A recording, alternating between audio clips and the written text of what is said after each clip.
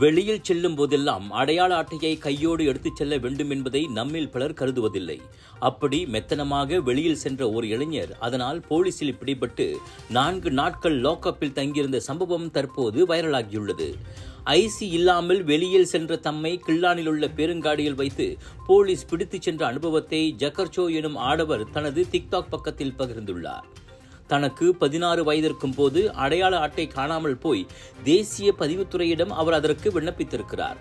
முழு ஐசி கிடைக்கும் வரை வழங்கப்பட்ட தற்காலிக ஐசியை ஒரு நாள் வீட்டில் வைத்துவிட்டு அவர் வெளியே சென்று விட்டார். அன்றைய தினம் பார்த்து அவர் சென்ற பேருங்காடியில் வெளிநாட்டவர்கள் உள்ளிட்டவர்களை போலீஸ் கைது செய்திருக்கிறது. ஜொக்கெர்சோவும் போலீஸ் கண்ணில் பட பரிசோதனையில் அடையாள அட்டை இல்லாததால் அவரும் கும்பலோடு கும்பலாக பிடித்துச் செல்லப்பட்டார்.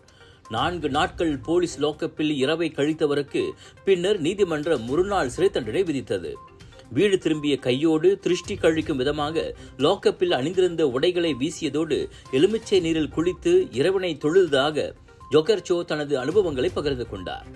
அச்சம்பவத்திற்கு பிறகு மறந்தும் வீட்டில் ஐசியை விட்டுச் செல்வதில்லை என சிரித்துக் கொண்டே கூறிய அவர் தனது அனுபவத்தை மற்றவர்களும் ஒரு பாடமாக எடுத்துக்கொள்ள வேண்டும் என கேட்டுக்கொண்டார். ஜொக்கெர்சோவின் வீடியோ வைரலாகி இதுவரை 7 லட்சத்திற்கும் மேற்பட்ட வியூஸ்களை பெற்றுள்ளதோடு நெட்டிசன்களின் பலவிதமான கருத்துக்களையும் குவித்து வருகிறது. அடையாள ஆவணங்களை காட்ட தவறுவோரை கைது ஆணை இல்லாமலேயே கைது செய்ய போலீசுக்கு அதிகாரம் உண்டு என்பது குறிப்பிடத்தக்கது.